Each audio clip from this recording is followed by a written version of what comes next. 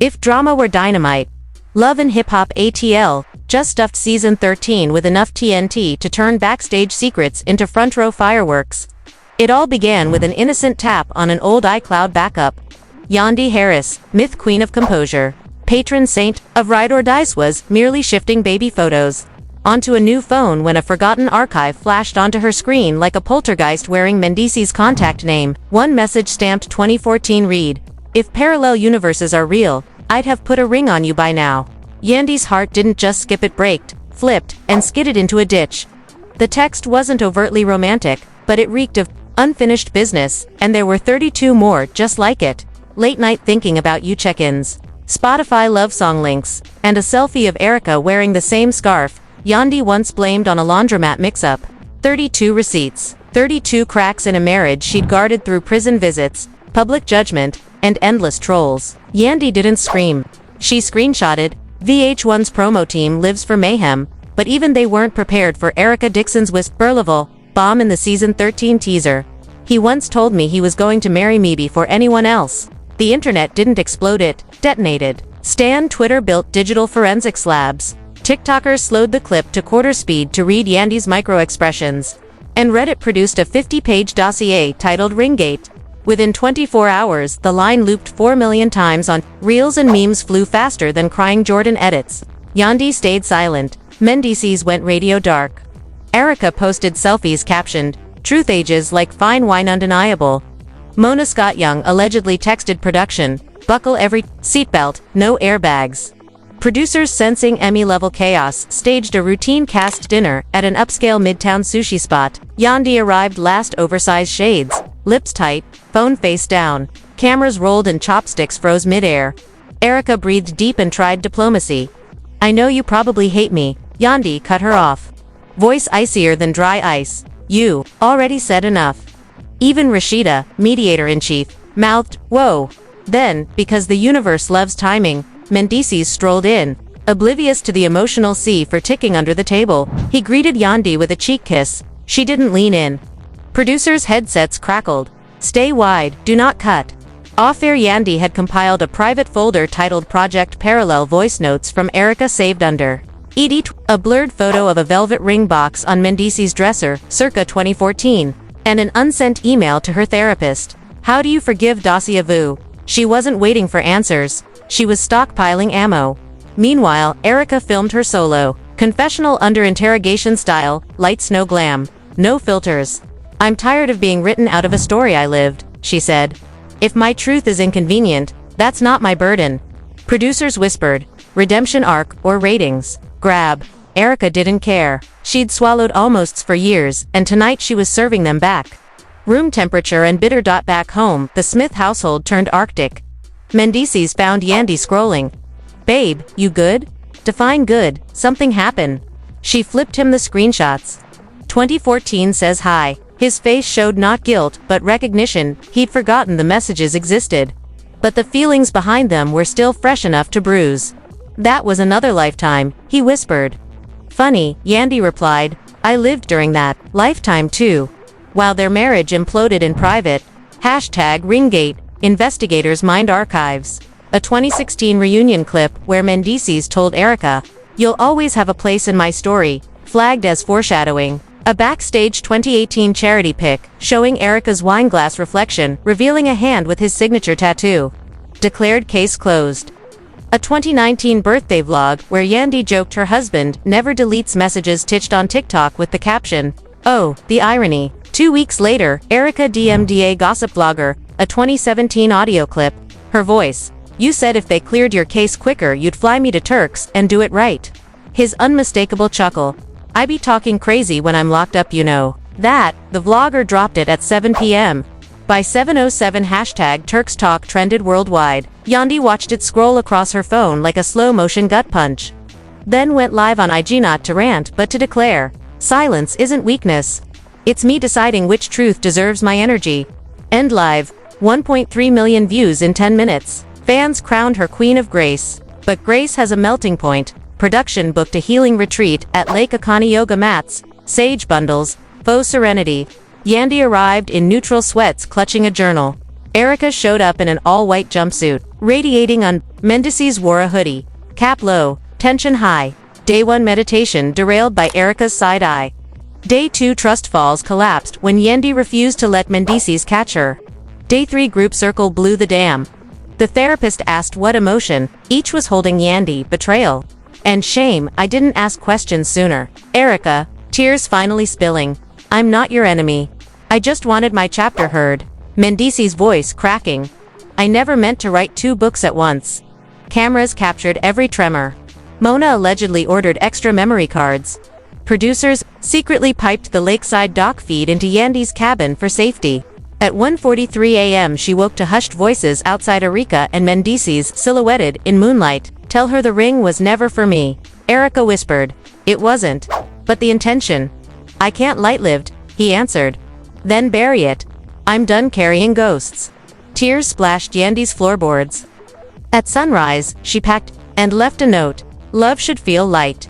I'm choosing air. News of her walkout leaked. Blogs screamed, divorce looming. Law sites dissected prenups. Yandi's IG bio switched to a single dove emoji. Freedom. Mendeecees posted a black square. Comments hit 112K. Erica's feeds split between homewrecker and truth-teller. She pinned Psalm 147-3. Producers begged Yandi for one last sit-down. She agreed. No interjections, no theatrics, unedited truth, empty soundstage, lone chair, camera rolling. I gave 12 years to a story I believed was mine, alone, she began. Turns out it had footnotes I never read. Betrayal isn't just choosing another person. It's choosing silence over honesty. I don't know the next chapter, but the pen is in my hand now. Cut, no music, end roll. Viewers melted. Word spread of an unseen voicemail Mendeecees telling Erica in 2015, if you're still single when I come home, let's finish what we started. Leak date TBD. Fans scheduled watch parties anyway. Yandi's walkout hangs in the balance. The voicemail lingers like dynamite on a timer. And somewhere off-screen a mystery castmate is quietly feeding Erica more receipts. Stay tuned, the fuse is still burning? The day after Yandi's walkout, the cast group chat went dead silent. Not even Rashida dropped a meme. Production, scrambling to salvage timelines, began pivoting to a new narrative, but the narrative had a mind of its own. By noon, a blind item landed in the inbox of a major gossip blog. Reality Queen walks out after anonymous tip reveals a second betrayal, involving a pregnancy, not hers. 3 hours later, Twitter turned to chaos. Hashtag, whose baby lit up the algorithm. Fans threw names into the fire. Bambi, Erica. Even Sierra caught strays. But buried inside a private Discord server. One user dropped a screenshot of an old convo between Mendeecees and someone saved only as ED2 with a timestamp, from a Miami weekend in 2020. One message read, I swear it was just that once, but if something came of it, I'd step up. No confirmation on who ED2 was. But fans weren't dumb. Erica Dixon was suddenly trending. Again. Back in Atlanta, Mendeecees was at a music studio trying to lay down a verse for a charity single, but the only thing in his headphones was static of his own making. Producers arrived with a request. We need your side, man, on camera. No hiding. He nodded, finally tired of ducking punches that kept landing anyway. All right, he said. Let's stop playing chess and flip the whole damn board. The scene was set in a barbershop, his domain. But this time, no jokes. No brotherhood. Just truth. Yeah, he began. Erica and I had a moment. More than one, maybe. But it was before I made things real with Yandi. I thought I closed that door. Didn't know the window was still cracked. The crew stayed quiet, sensing the emotional gravity. Then he said what no one expected. I don't know if she's lying about the baby rumor. Because I don't even know if it's a rumor. The moment hit the internet within an hour. VH1's social team didn't even wait for the editors, they posted the raw confession.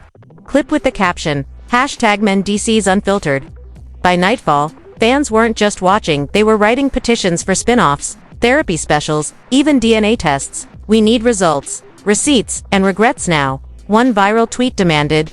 Erica, meanwhile, was on live, sipping a green smoothie, looking completely unbothered, when fans spammed her chat with pregnant. She smiled, then said, y'all need to learn the difference between speculation and survival? I said what I said. And that ain't even the half of it. Boom, fire emoji. Internet in flames. Internet in flames. Back on set, the emotional toll on Yandi was showing. She had gone from warm matriarch to stone fortress. Rashida visited her at home and tried to break the ice. "You don't have to carry this alone," she offered. Yandi replied, "I'm not carrying it, I'm letting it bury itself." Then she opened her laptop and played something Rashida hadn't heard. The voicemail. "I don't know what we had," Mendeecees' voice said, low and slow, "but I can't pretend it didn't mean something." Then Erica's reply. "I understand, but it's hard to walk away with just memories." Rashida leaned back, stunned. "You still got that?" Yandi didn't blink. "That I've got 10. And now came the twist that flipped the fanbase. A production leak revealed that another cast member had been secretly helping Erica gather proof, sending clips, screenshots, even timestamps from unreleased footage. That person, Bambi, yes, Bambi, fresh off her own headline heartbreak with Scrappy, was now the silent puppet master in Erica's corner. A voice memo was leaked. "Girl, I'm not doing this to be messy, I'm doing this so you ain't out here looking crazy." That man been saying wild things when the cameras ain't around. The fandom turned on its axis. Team Yandi versus Team Erica became a triangle war, with Bambi now dubbed the silent saboteur. Producers were salivating. "We're not documenting a show," one said. "We're recording an implosion." And implode it did. Erica and Bambi showed up together to a press shoot, arm in arm, matching sunglasses. Paparazzi snapped them, mid-laugh, sparking rumors of a side spin-off titled The Reckoning. Meanwhile, Mendeecees was spiraling. He stopped returning producer calls, canceled a planned birthday event shoot for their youngest, and was last seen leaving a jewelry store looking dazed and alone. When asked by paparazzi if he had anything to say to Yandi, he muttered, "I already said too little, too late." And while all this played out in public, Yandi was back in therapy. She wasn't crying. She wasn't yelling. She was processing. "I built my whole identity on loyalty," she told the counselor. "But nobody told me that loyalty without clarity is just self-sabotage." Then she pulled out something that shocked everyone. A velvet ring box, Mendeecees' original proposal. "Ring. This was supposed to mean forever," she said. "But I think it just meant delay. Delay of the truth. Delay of my own healing." Cue a surprise appearance by Yandi's sister, normally private, never on camera. But this time, she had something to say. "You keep trying to save this man's legacy," she told Yandi. "But when's the last time he tried to protect yours?" The line went viral in minutes. TikTok made soundbites. Twitter made graphics. Even Toni Braxton reposted it with the caption, "Say that." Meanwhile, Erica wasn't done. She'd booked an exclusive sit-down interview with a major podcast. "I kept his secrets to protect the illusion," she told the host. "But illusions don't raise kids. Illusions don't keep you warm. And illusions definitely don't text you on holidays." When asked if she still loved Mendeecees, she didn't pause. "Love, maybe. Respect. Not anymore." Mendeecees was asked to respond.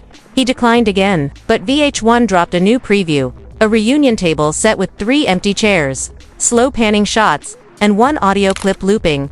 "If I ever hurt you, I swear it wasn't intentional." No name, no context. Just that. Viewers lost it. Then came the sushi scene. Bambi and Erica were filmed meeting on a rooftop in Midtown, the same rooftop Mendeecees once rented for a proposal night with Yandi. They sipped sick, giggled, and then Bambi said, "So, what happens when the other messages come out?" Erica raised an eyebrow. "You mean the ones about the ring? Or the ones from the other girl?" Bambi blinked. "Oh, you didn't tell them yet?" Erica just smiled and sipped. Cliffhanger. Boom. Fans were beside themselves. What other girl? Who is she? Is there another woman? Hashtag chaos ensued. Hashtag ring 3. Hashtag Turks and traitors. And hashtag protect Yandi. I flooded socials. VH1 doubled security on the reunion shoot. Producers prepared NDAs for cast members they suspected were leaking. Someone on the lighting crew got fired for selling stills to a blog.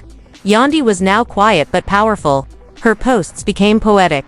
Sometimes closure is just knowing you were right to walk away, even if you never get the apology. Then she posted a throwback of her and her kids captioned, "My legacy is safe, because it's mine."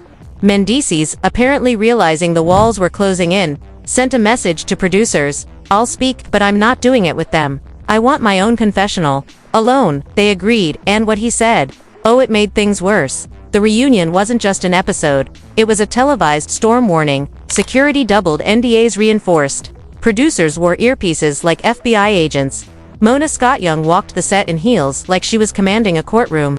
The stage was set, literally. 3 chairs sat center stage. Erica Mendeecees. Lights dimmed, the crowd buzzed like a hive. Yandi walked in first.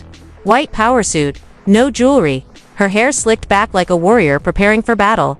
She didn't wave, she didn't blink. She sat, spine straight, legs crossed, eyes forward. Erica followed. In deep red, velvet, regal, purposeful. She nodded to the audience but didn't look toward Yandi, the air between them. Sub-zero, then came Mendeecees. Black on black. Hands clenched. His eyes didn't know where to land. The moderator opened. We know what's been said. We know what's been leaked. Tonight, you get to respond. And it starts. Now. Yandi leaned into the mic. I came into this season thinking I was a wife. I leave it wondering if I was ever more than a placeholder. Gasps echoed. Erica blinked hard. Mendeecees rubbed his palms on his thighs. Erica took her turn. I never wanted to hurt her. But I was tired of pretending like we never happened. Because we did. Maybe not in the way people assume. But emotionally. We happened. Mendeecees shook his head. No. Y'all turning what-ifs into weapons. I told you how I felt then. But feelings don't mean follow-through. I chose Yandi. I built my life with Yandi. Yandi laughed quiet, bitter. Razors built. You can't build with someone while writing side stories in the dark. The moderator turned to Mendeecees. Are you denying the pregnancy rumors? His mouth opened, then shut, then opened again. I'm saying, I don't know what happened that night in Miami. And if there's something else out there, I guess I'll have to face that when it comes. Silence. Until Mona's voice cracked in from backstage. Run the clip. Everyone froze. Producers scrambled. What clip? A staffer whispered. Mona pointed to the monitor. A scene began to play. The same Miami weekend? A rooftop dinner. Candlelight, a woman's laugh. Not Erica's. The camera angle widened. Sitting across from Mendeecees, a different woman. Brown skin, short curls. Gold hoops. Recognizable face. A hairstylist frequent. Extra who'd been in the background for years. Her name, Talia. The audio kicked in. Talia. So, you really never told her. Mendeecees. I didn't want to break her. Talia, but you already did. Mendeecees. I was trying to be someone I wasn't ready to be yet. But with you, I could breathe. Yandi stood up. I'm done. The moderator begged. Yandi, please, just one no. Let him sit in it. Let them all sit in it. She walked off stage, not storming, floating. Like someone whose weight just got lifted. The audience erupted. Erica's face was blank. Mendeecees looked like gravity had doubled. And then came the second twist. Talia walked out. Gasps, screams. The audience went feral. I asked not to be part of this season, she said, mic in hand. But after everything leaked, I decided to speak. I'm not trying to ruin anyone's family. But I wasn't just some weekend fling. He and I had a connection. And when I thought I was pregnant, I reached out. He ghosted me for 6 months. Mendeecees looked like the floor had opened under him. I lost the baby, she continued. That's not the point. The point is, he played all of us, and we let him. Backstage, cameras caught Yandi standing by the exit. She watched the monitor. Quietly, one of the producers walked over. Do you want to say anything before you go? She turned, eyes calm. I already did. When I left the stage, I said everything that mattered. Silence is my peace now. The final scene, Mendeecees alone in a green room. A voice note in his hand. One he never sent. I loved you, all of you. In different ways, and maybe that was the problem. I didn't know how to love one without leaving pieces with another. He hit delete. Later that night, VH1 posted an extended reunion cut online. Within hours, it hit 12 million views. Fans weren't just watching. They were mourning. Because this wasn't just TV. This was a funeral. For Illusions, Yandi posted a final statement. Black background. White text. I'm not broken. I'm awake.